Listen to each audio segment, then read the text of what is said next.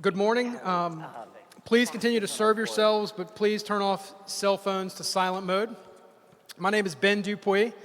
I'm a member of the BGR Board of Directors and chair of our Breakfast Briefing Committee. I'm pleased to welcome you to BGR's second breakfast briefing of the year, sponsored by First Horizon Bank.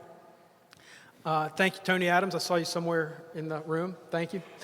I want to extend our gratitude to WWNO New Orleans Public Radio, which will rebroadcast this event on Tuesday, April 1st at 10 a.m. and 10 p.m. Following the program, please share your feedback about this event. There are survey forms at your seats that you can complete and give to us, or you can scan the QR code to take the survey on your phone. These surveys help us improve our breakfast briefings so they are as relevant and informative as possible. We're especially interested in your thoughts on an 8:30 a.m. versus 8 a.m. start time. Later in the program, we'll show that code on the screen, or you may refer to the instructions. The best way to stay on top of all BGR events and research is to become a member. It would.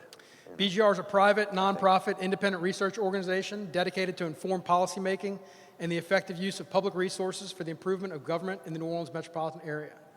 We regularly engage with our members about our public policy work. BGR values this dialogue, and we appreciate our members' support in amplifying BGR's good government recommendations. If you're not currently a member, there are membership forms available at the check-in table, or you can visit bgr.org. We invite you to join the ranks of empowered citizens working to improve local government.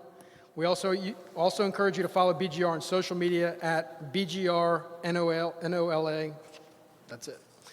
All right. And Becky, with that, I'll turn it over to you. Thank you.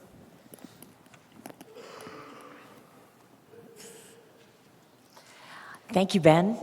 I'd like to express our gratitude to First Horizon Bank for its generous sponsorship of BGR's Breakfast Briefing Series again this year.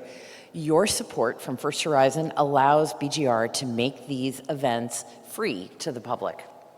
So it is wonderful to see everyone this morning. Thank you for coming out and being with us. And welcome also to those of you who are joining us on the live stream today.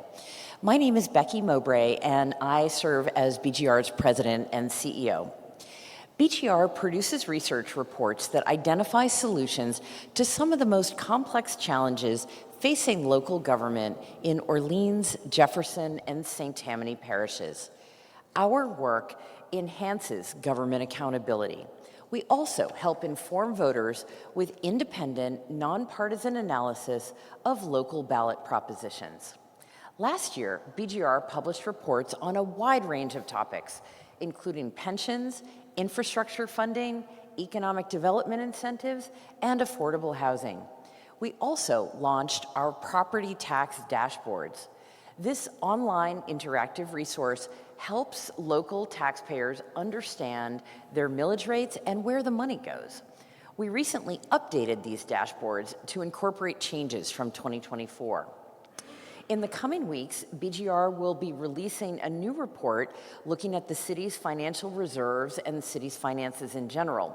And we will also be publishing a report on the Orleans Parish Sheriff's property tax renewal for the jail, which will come up on the May 3rd ballot. You can access all of our reports and our dashboards at bgr.org. BGR's breakfast briefings advance our mission by allowing citizens to hear directly from government officials and experts on vital public policy issues. This is the second of 4 breakfast briefings that we will hold this year. We hope that you will join us for other events in this series, but if you're unable to attend a briefing, please visit bgr.org to watch the video replays. Today, we hope to present another thought-provoking discussion. At last June's breakfast briefing, Michael Hecht touched briefly on Super Bowl 59, its projected $500 million economic impact on New Orleans, and the opportunity for capital and infrastructure improvements to the city. Post-Super Bowl, New Orleans can take important lessons learned from the infrastructure upgrades needed to host an event of this magnitude. Not only was the city able to address overdue infrastructure projects such as road repairs, sidewalk improvements, and fixes to the water and sewer systems, but it was able to address greater accessibility for people with disabilities, beautification projects, and technology enhancements. The goal of reviewing the city's Super Bowl playbook today is to foster a culture of continuous improvement and collaboration for future projects. Today's discussion, in that spirit, will provide a more in-depth look at the lessons learned and how New Orleans can continue to be proactive in realizing capital and infrastructure improvements. Here today to help delve deeper into this topic is Michael Hecht, President and CEO of Greater New Orleans, Inc., the premier economic development organization for Southeast Louisiana. Michael works tirelessly to realize GNO Inc.'s mission of creating a region with a thriving economy and an excellent quality of life for everyone. Under his leadership, GNO Inc. has been named Economic Development Organization of the Year and a top 10 economic development organization in America. Michael's extensive knowledge of economic development within New Orleans and the region led Governor Jeff Landry to tap him to oversee over 500 projects in preparation for the big game, a massive undertaking in which he proved very successful. At the conclusion of today's presentation, I will be moderating a Q&A session. I'm sure there will be many questions from the audience through this thought-provoking discussion. And to submit a question, please use your phone to scan the QR code that will be on the screen or on the printed instructions at your seat. This will take you to an online form at bgr.org/QA where you can type in your question. Please include your name if you'd like to be identified. And I'd like to note that the views expressed in this program are those of our speakers. Please join me in welcoming Michael Hecht. Thank you. Thank you. Yeah, Here. I will. This way. All right, I'll do this quickly. I'll turn this off so it doesn't, you don't have to hear me. He's got it from back there. Okay, hear me twice, which is even more annoying. It's wonderful to be here with you this morning. So big thanks to Tony and First Horizon for making this possible, and to you, Becky and Ben, and everybody at BGR. I just want to thank you and just to say that more than ever in a time when every morning when you wake up and look at your phone, it brings a new crisis of truth. The work of BGR is even more important. The objectivity, the incisiveness, the reliability of a well thought out and backed up opinion, even if you don't agree with it, provides you a ground upon which you can base your own time and day. So I'd say that that BGR has gone from being valuable to invaluable in this new. Oh, we got slides. See, you almost got lucky. You almost got out of slides, but now we got slides again. All right. What we'll do here really quickly before we get into Q&A is just talk about, skip to the end. Who was at the situation on Friday, the big wedding? Like probably about half the people here. Okay. Knock it. Well, it was fun and the fish was good. I'm gonna just talk a second at the beginning and then go to the end so we can get into our conversation here. So the Super Bowl, let me just go to this slide. One more. Okay. This was the original look at what we thought we had to get done for the Super Bowl. It was, by our count, about, okay. There we go, thank you. By our count, about 550 projects, everything from individual cracks in the sidewalk at the corner of St. Charles and Canal, for example, to what to do about Plaza Tower. That number actually ballooned. It actually ended up being well over 1,000. And as folks know, and as you can see from driving down Poydras Street this morning, we got basically all of it done. Like about 95% of it got done.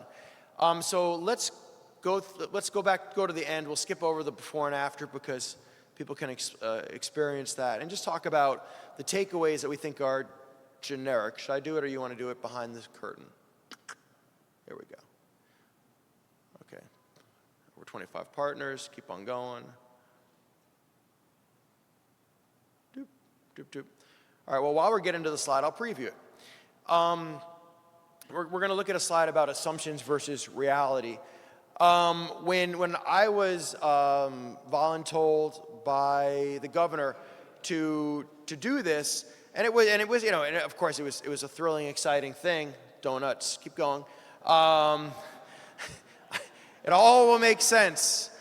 It's really strange to see this. I had some assumptions. I assumed that we were going to walk into a situation where we were really behind the 8 ball, and there were going to be some things that were going to make getting work done really difficult. I assumed that there'd be not nearly enough money. That turned out to not be the case at all. We ended up doing, we haven't done the final tally, but Leo, John, I'd say around $80 million of projects got done. Less than 10% of that was new money. The next assumption is that we were going to run into constraints of capacity, that there would be folks within the city, within the state, within sewer and water board, contractors that just wouldn't have the manpower, frankly, or the resources to get it done. Turned out not to be the case. There was a level of ability and wherewithal that made getting the projects done fairly straightforward. So there were not capacity constraints. And then the last is that we were very worried that we were going to run into resistance because we were basically being dropped in as a foreign body, and that folks were going to push back on us, and we were going to have to really manage that, hence the donuts. And what we discovered is that that wasn't the case at all. What we discovered is that everybody actually was motivated, wanted to do a good job, and were thrilled to be part of this large, diverse, winning team. And so all of our negative assumptions turned out to be wrong, and we actually had an experience that was intense, but was remarkably free of frustration given what one would, assume. So now I'm just going to preview some of the lessons that we learned, and now you get done with it without the slide. But the first is that forcing functions are incredibly important. I learned this in New York City when I watched Dan Doctoroff use the 2012 Olympic bid as a way of getting more done in 5 years than had been done in the 50 years since Robert Moses and Jane Jacobs. The second thing is that there is a need for some type of GNO-Inc. entity to go in there and provide facilitation, to remove roadblocks, and to keep up the spirit by projecting a vision. And sometimes having an organization, okay, we go one more then. Say I wasn't lying. And then I'm not in order, but I'm there. It's just a typical day for me. So now I'm on the top one, but this coordinating and inspiring function is important. The second one, de-risking, is really interesting. I've now survived a number of bureaucracies, a city government, state government, corporate environments I've worked in. What I've discovered is that people have this idea that leadership is all about barking out directions. And what seems to be more effective is not the barking out of directions, but by asking people and by being specific about what needs to get done, you're actually de-risking that action for the individual, because they've learned in the past that when they go and do something proactively, they get in trouble, they get their wrist slapped. So you almost develop a learned helplessness. And so leadership is about assuming risk and saying, do it, and if it's a problem, then I get blamed, which is kind of a counterintuitive bit. And then the last two is, and this is a real BGR thing, I think back in June, I probably would have said that systems change, whether it's physical systems or organizational systems, are a prerequisite for progress in this city or any old organization that's kind of ossified. What we discovered is that just by showing up every day and working the punch list and keeping the spirit up, we were able to get a tremendous amount done, basically a decade of deferred maintenance, even with our janky systems, our janky organizations, our strange laws. So you don't need to go through this massive organizational kind of revolution in order to get things to a pretty, not a Singaporean level, but a darn good level. And just the last one, and then I'll shut it down, is people said, what do you hope the legacy of this was? Well, I hope the legacy is the streets, is my pothole is gone, is the over 20 art installations that are beautiful throughout the city. But I hope that the psychosocial legacy is that we've now raised our expectations. And this line I use, people keep saying it back to me, is that we never again have to suffer the indignity of mediocrity, which is hard, Ben, to say if you have a stuffed nose, but it's an important line. And so hopefully we've raised expectations about what we can be and recognize that we can still be New Orleans, we can still be strange, we can still be rich, we can still be a place where the only sin is being boring, but we can also have nice things. And hopefully that was the legacy. So I'll. Yeah, perfect. Great. Thank you. Yes, thank you for that introduction. That was really helpful background to frame our discussion today. So I need to tell you, when you were voluntold by the governor to be the Super Bowl czar, I was kind of frightened for you because I was like, you have no actual authority to do anything with this, but all the responsibility for being ready for the big game just got put on your shoulders. So can you tell us a little bit about, how did you approach your job, and how were you able to make things move faster? So it's a fair point. I was told, not directly, but via somebody else, that the governor thought that I was the perfect pick for this role because if it worked, he would get credit, and if it didn't work, then I would take the blame. And I remember I was talking to Mayor Landry about this because I wanted his advice based on the 2013 Olympics, which were Super Bowl, which was really kind of the coming out for us post-Katrina. And the first thing he said to me is, he said, "What the hell are you going to do? You have all the responsibility and no authority." And I think that what we discovered is that one can be actually very effective and powerful without power for a couple of reasons. The first is that the lack of formal power or portfolio made us non-threatening. We could be a neutral arbiter. I hate to use the Switzerland example because it makes me think of cuckoo clocks, but we could go into a room and we could mediate a discussion between DPW and Sewer and Water Board because we were on nobody's particular side. So the lack of formal authority and power made us acceptable as an intermediary. I think the second thing is that I've now been back in my ancestral homeland since Katrina. There was like 20 years of relationship capital that we could draw on, where people learned over time that GNO Inc. is generally not a bomb thrower, generally competent, generally helps get the job done. So people kind of were willing to, accept us. And then I think that some of it was just bringing in the good energy and the spirit, and once a month donuts from Hertz. And I think that it is, to be honest, it is fair to recognize that although I almost never had to draw on it, 2 steps behind me and to the right was Governor Landry.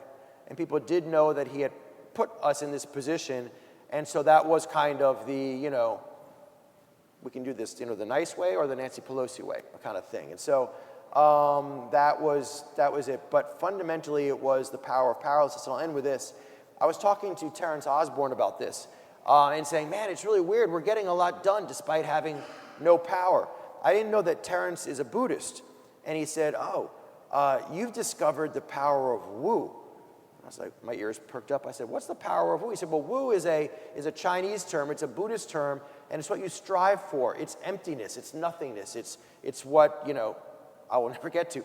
And he said, you've discovered the way of the Wu. So I was like, all right. So that's going to be the name of the book. That's really funny. So how did city officials react to working with you?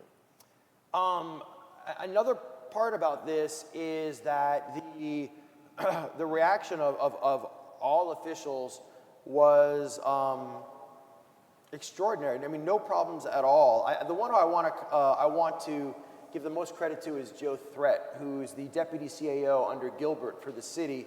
Joe's the one who brought together the weekly meetings of about these 25 organizations you saw briefly, and ran these tabletops. And that was the actual mechanism, is that once a week we'd get together, every department, city, state, sewer and water board, DDD, FQMD, for-profits like Verizon who were doing things that were relevant, GNO Inc. would all report out. And that created pressure to report out. It created an opportunity for collaboration in a very personal way, not using Slack or some nonsense like that. And it created a sense of an esprit de corps. And I said to Joe one day when we were walking out, I said, Joe, why are you so accepting of all these organizations, and why are you so accepting of us? He even accepted the third party, a group called the Tobler Company that we brought in to manage the 1,000 projects. And he said, Michael, he said, I've fought in Vietnam. I put down a coup in the Philippines.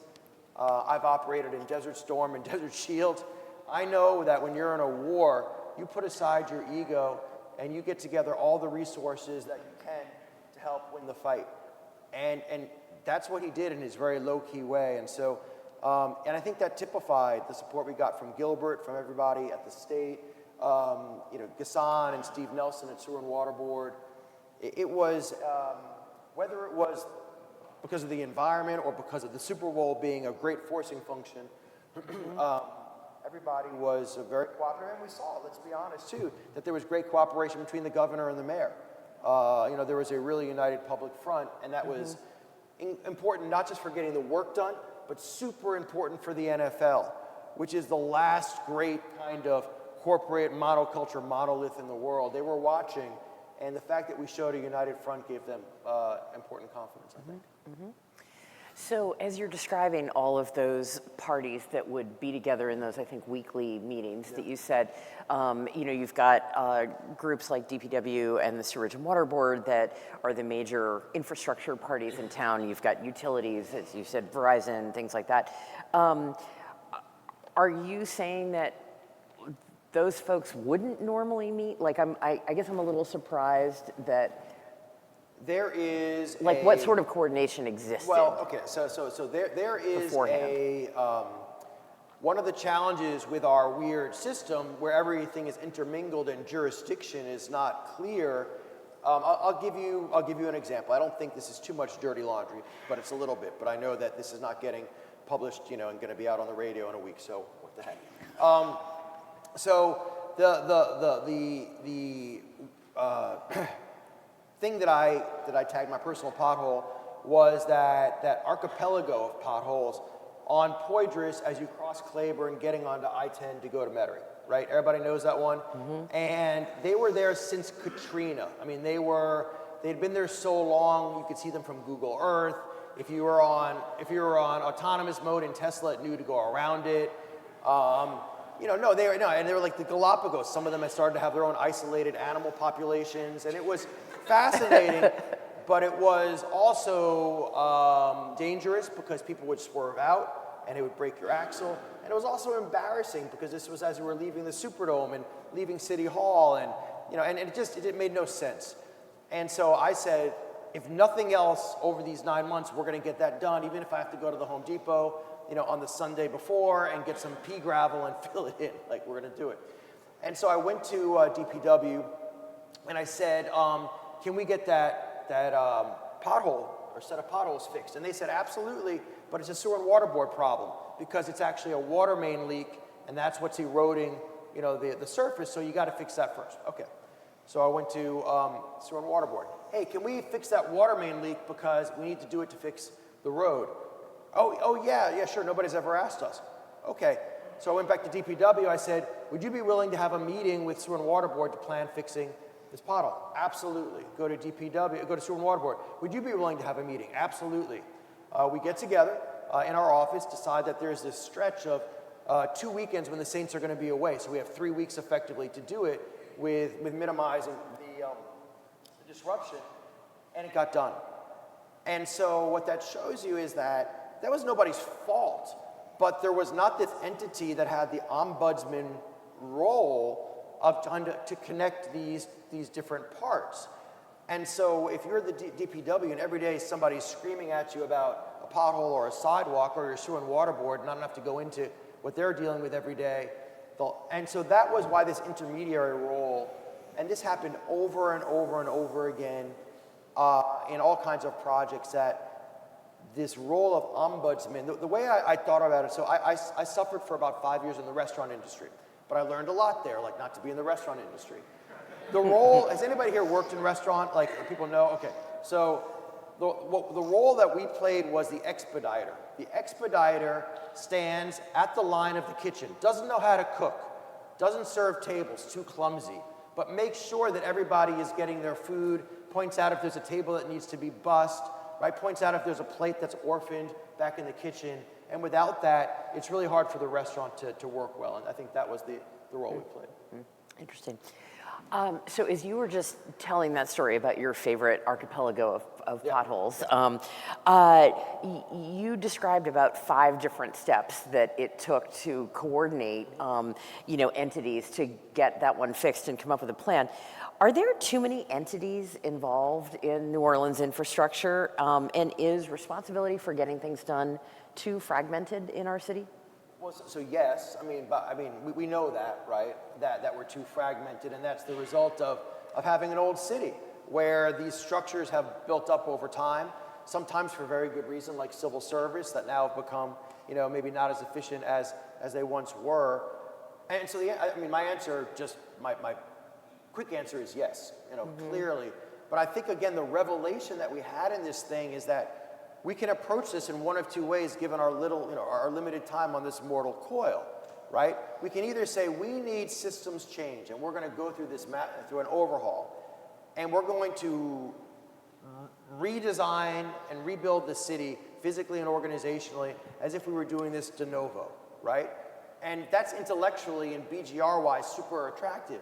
But what we learned in the Super Bowl is that, or we can just play with the band we got and say, this is not ideal, it's not how we would design it, but guess what? With just one entity kind of optimizing the Rube Goldberg, we can get the ball to go down. And that to me was a major, major revelation and actually a major relief.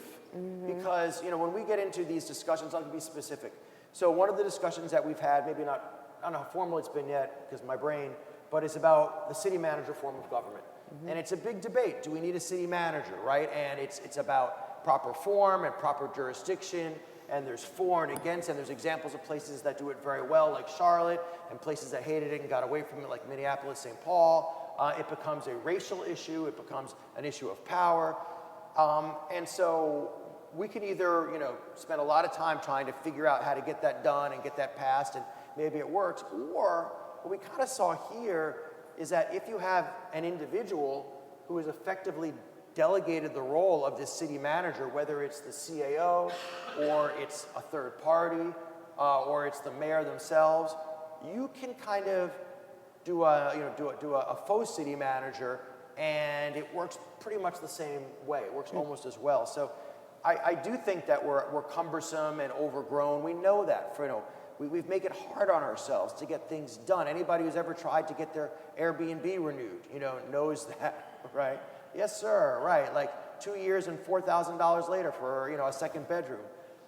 But it is possible, and maybe we should just kind of be humble and do it the easy way. Interesting, very interesting.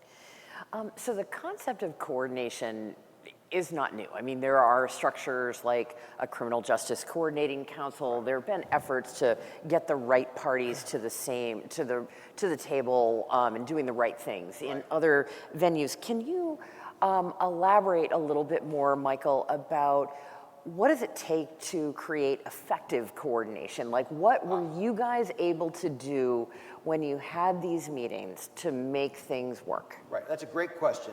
Because there are dozens of coordinating offices even in this city that don't seem to really do much in the way of coordination or production. It's just so. I think the reason that this worked was it goes back to the nature of trust.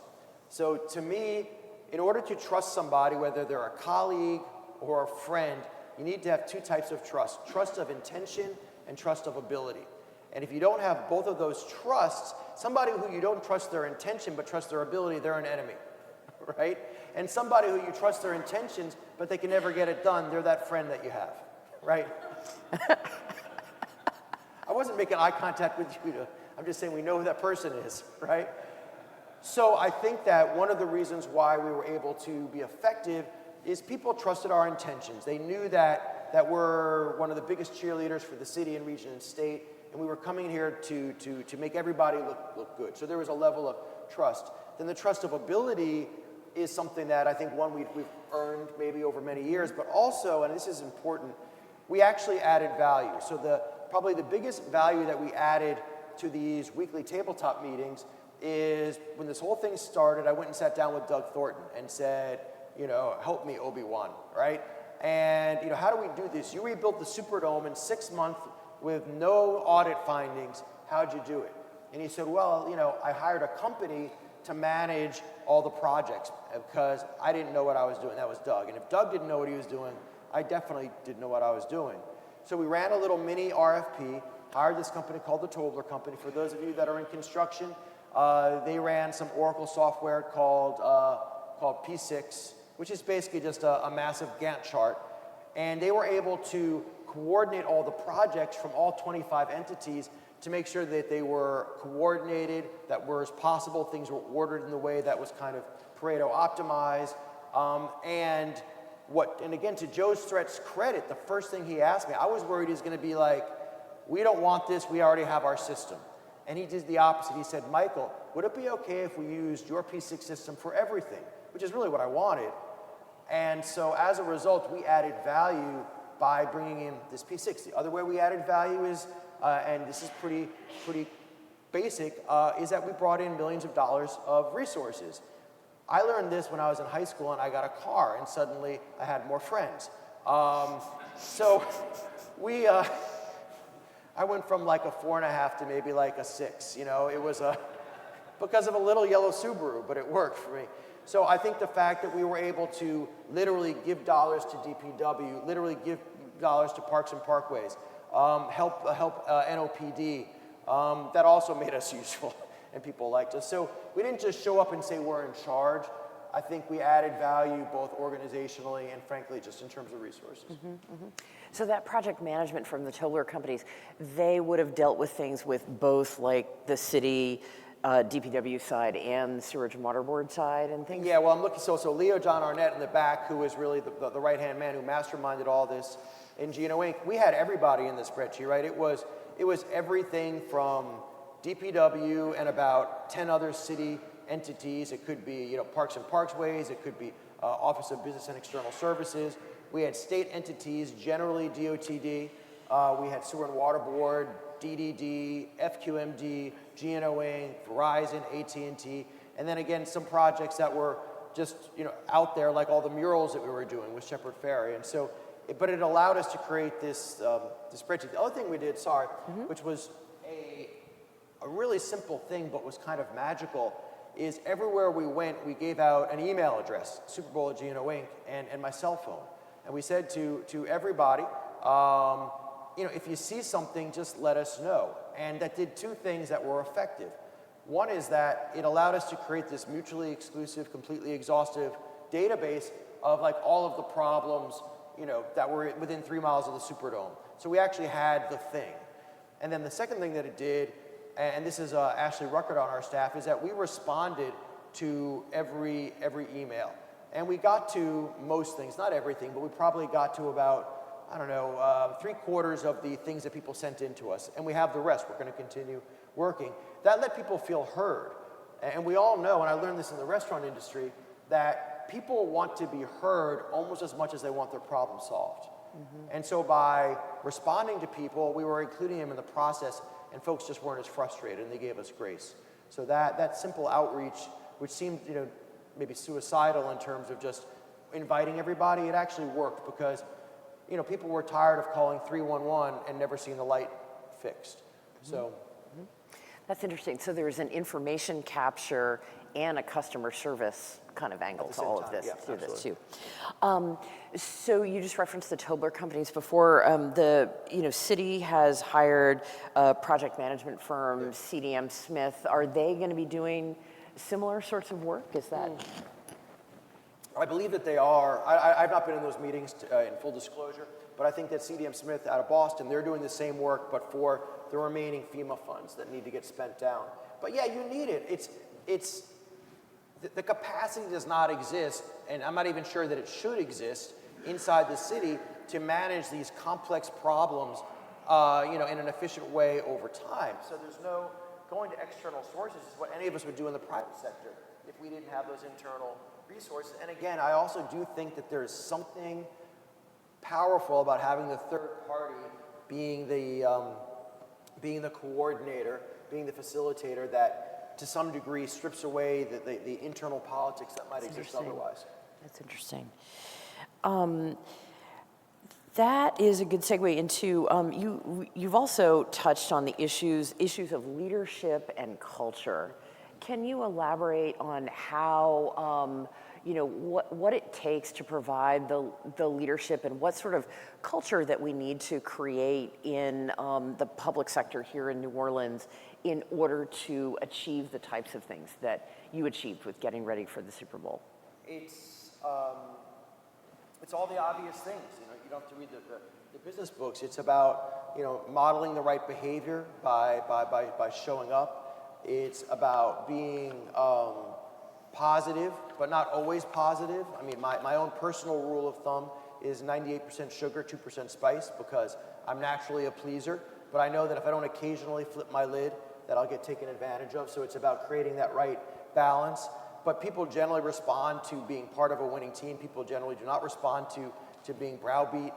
And I think that that there was a real understanding of that amongst all of the leadership, that we had to kind of frame this in football sports terms, which was easy, and that was going to get everybody around the table. So again, I'm not trying to kind of oversimplify this, but by creating a positive, constructive environment, which did mean, once a month bringing in, snacks for everybody, just as a really simple way of saying, we thought about you this morning, thank you.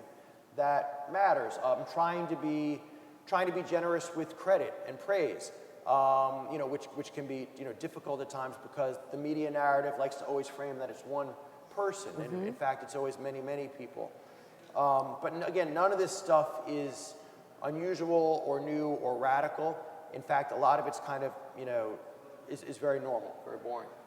Okay. You mentioned in an interview that the urgency of the Super Bowl deadline provided some, quote, legal leeway to...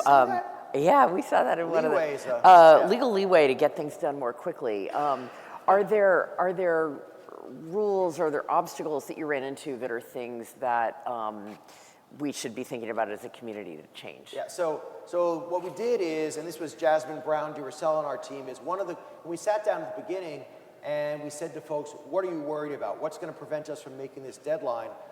Procurement came up as a major issue, and basically the process of routing things through the law department of the city. And for anybody that's ever worked with the city, you know that things can sit on a desk for a long time. And so what we were able to do is pass a law that expired on February 9th at the state legislature. I think Senator Harris helped us sponsor it, that said that projects up to, Leo John, was it 150 or 250? So that projects up to $150,000, the purchase agreement, the signed PO, could act as the contract. It didn't have to get what's called put to paper. The previous threshold was like $5,000. So basically, if you wanted to change a light bulb, it had to go through this long process. And so that was the legal thing that we did. And I don't know whether it should always be like that, because there's a reason why things need to go into proper contracts, but there's no question that having that deadline and having everybody in the state legislature understand that we had to get this done for the state, that was essential. Another part was that, a lot of the funding that we did spend that was above regular budgets or ARPA or IIJA came from a state appropriation that came from LED or DOTD and then came to GNO Inc. Having us as a 501c3 be the entity that distributed the funds also sped things up, because we're a small organization that don't. So yeah, there were some things that we did. They were all legal. Leeway makes me, but we did try to be smart about being efficient. Very good. In your introduction, Michael, you referenced the forcing function of the Super Bowl. It's right around the corner. We've got limited time. We got to get things done. How can the city of New Orleans kind of bake that concept in? How can we come up with other forcing functions and institutionalize those so that there's a sense of time on sweep that things need to get done?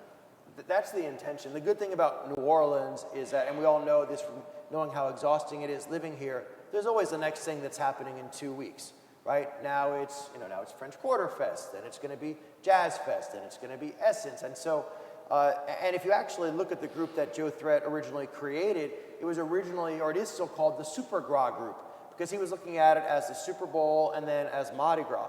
And what Joe's intention is, to keep it, torturing the football metaphor, is that we're going to keep moving the goalposts. So next it's French Quarter Fest, then it's Jazz Fest, then it's Essence. And so because we have this seasonality of events, we can keep using those as our next forcing functions. And is it arbitrary and artificial? Yes and no. I mean, anything could be the date, but having that as a vision, and I was talking to Dan Doctoroff, who was the guy who rebuilt New York after 9/11, and he sadly has ALS just like Steve Gleason, so they work together. And I was asking him, how is New York so effective rebuilding, almost getting the Olympics after 9/11? And he said, well, we had very good technocrats around, starting with Mike Bloomberg and everybody he hired. It doesn't hurt if you're like the 4th richest person on the planet. But he said, what I was really good at was setting a vision. And so to me, metaphorically, it's that you need to be able to make sure you don't trip on the sidewalk, but you also need to have somebody who's saying, this is where we're walking to. And if you do that, people get a little, pep in their steps. So that's part as well. Good. When we spoke last year at the beginning of this journey of you getting the city ready for the Super Bowl, what we heard from the audiences in this room is that everyone really wanted any improvements, changes that were made in preparation for the Super Bowl to get institutionalized, that we not lose whatever momentum and whatever things had been fixed, that there were new ways to keep them fixed and well-maintained, things like that. How can New Orleans do that? Well, so you need a couple of willing parties. So under the current administration, talking to Gilbert, CAO, and Joe, it's already the intention that we just keep this rhythm up. So we're going to keep having meetings. They're bi-weekly now, not every week. But so for the remainder of this administration, the intention is that we keep going. So one thing that should be happening now, for example, is that the street name signs in the French Quarter should be going up. They were supposed to go up before the game. There was a contracting issue. Once I saw that Philly was going to be in, I said, that's fine, keep them down. They're going to get taken down anyway. But we're going to keep doing that. Then of course you need the willing third party, and this was really fascinating. So we're always paranoid at GNO Inc. because we're a 10-parish organization, and we get concerned that New Orleans is like the student in the classroom that takes all the attention of the teacher, and the other parishes who are just there doing their homework, doing their work, get annoyed. And that's a problem for us, in terms of our mission. And so we were concerned that the work we were doing in New Orleans, literally filling potholes and screwing in light bulbs, that you would have folks from the North Shore or the River region or Plaquemine saying like, hey, this is not your job, this is not why we're members. So we did a poll of all of our board and NextGen and said, do you want GNO Inc. to be doing this? It takes a lot of our time, it's hyper-local, it was never imagined before, and the incredible thing is that it came back like better than a Venezuelan election. 100% of our board members who responded, which was almost half, so I think it's significant, 100% said, we want GNO Inc. to still make sure that the French Quarter is a place where we want to go with our family, essentially. And I thought that was so interesting because I think it spoke to what the governor recognized, which is that New Orleans is the brand of the state. It's inescapable. It's one of the top, 20 municipal brands in the world. And the second thing was that, even though I might live in Hammond or might live in Bellchase or might be, living up in the River region, I still want to be able to come into New Orleans. And after the Super Bowl, we had some people, and I heard this over and over again, who said, we went down to the Quarter, we had, dinner at GW Finn's or went to lunch at Galatoire's. We haven't been there in 20 years, and we loved it. Which is, I understand people were not going back all the time, but people who had just redlined downtown New Orleans were now coming back. And so the fact that there's a willingness on the GNO Inc. side, I think, is really encouraging. And now what we're doing is talking to the candidates for mayor for the next administration and saying, we would love, we're offering ourselves to be involved in some way. It seems to work. It makes you look good. It makes the city look good. So our hope is that some version of this can continue going forward. Okay, terrific. Back in 2017, BGR published a report called Paying for Streets. And in that report, we noted that the city only allocates just a tiny fraction of what it would take to maintain streets, properly. And if you're not paying to maintain streets properly, you're going to end up back in pothole land. Right. We've just had so many things fixed because of the Super Bowl. We are in the final years of the $2.2 or $2.3 billion infrastructure rebuild. Right. What can we do? What can everyone in this room do to be pushing for adequate money for street maintenance going forward, so we don't end up back the next time that we're hosting a big event like the Super Bowl or the Final Four, back with this kind of a rush again? So I think that's a fair question. One of the things that I get called out for, which is a fair criticism, is when I talk about how there was adequate funding for this and we only needed $8 million of new funding, a lot of the funding was one-time funding. It was ARPA funding. It was IIJA funding. And if you were to look just at the regular budget and what's in capital budgets and operational maintenance budgets, I actually don't know what that percentage is or what that number is. But I do think that what's our budget right now in the city? Is it 1.8 billion? Is that the total budget roughly? Not totally sure. It's big. It's a lot of money. And I think that it would be a very interesting question that we've not looked at, is what is the right amount and mechanism of this funding? Because we have been, over the past 20 years, as a city, and I think in many ways, many cities in this country, we've, to some degree, inadvertently, come to rely on disaster as a strategy. And there are many reasons why that's not a great strategy. It's self-cannibalizing, and so no, that is a fair question, and I think that'd be a really good BGR question too, because it's not really a political question. It's more of a, it's a law of physics question, right? So great. So I've been incorporating a lot of, thank you for all of you who have been submitting questions here. They're showing up on my iPad, and I've been trying to work them in, into this conversation along the way. One question that, was on my list and is also on many of the questions that are coming in here is, 2025 is a municipal election year. What are the implications of this for our next mayor and council? What sort of commitment would you like to see from candidates running for mayor, candidates running for council, on how to incorporate the types of things that you've been talking about here this morning? It's just very simple. Like I said, keeping the beat going. What we did, again, is so simple and doesn't require changing really anything. So just a commitment to this level of partnership, both within the city, between the city and the state, and openness to everybody working together towards a common goal, which again sounds like a sermon, but it's exactly what the Super Bowl was. And we showed out to the world incredibly. When Jeff Duncan said that the downtown blazed like a Pixar movie come to life, that's really what it looked like. And the good thing about credit is that credit is like Pringles. Like, we can make as many as we want. Everybody gets credit. So the mayor gets credit, the governor gets credit, the council gets credit, all the individuals and organizations get credit. And so the commitment that we'd like to see, I think, is a very simple one, is just to continue to support this low-cost, very simple mode of success, of working together. Terrific, terrific. So we've had a lot of questions coming in online. Most of them have dealt with issues of coordination or a desire to kind of keep things moving.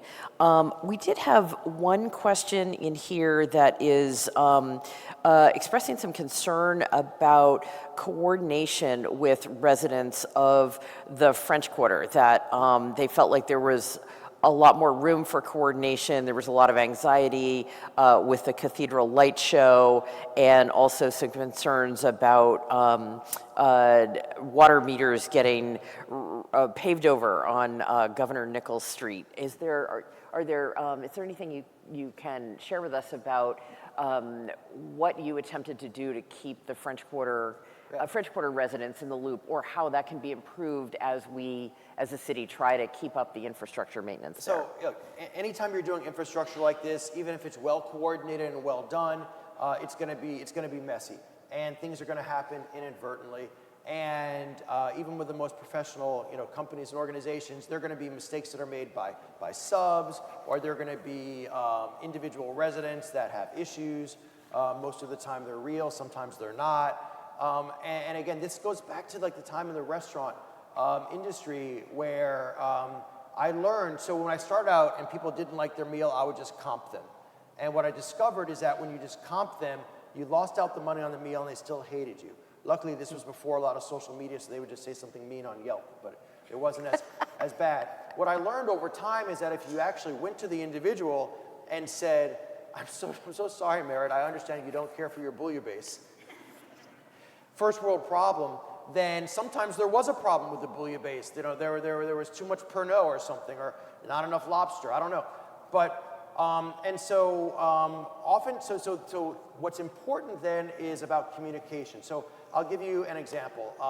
When Hard Rock was a sub doing the work on Bourbon Street, that got done very much at the last minute, I would get calls or text messages or emails occasionally from people on Bourbon Street, from shop owners, that were upset because barriers or construction equipment had been stacked or placed in front of their store, so people couldn't get in. So what we would do is we would get on the phone, we'd talk to Rick at DPW or talk to somebody, and they would move it.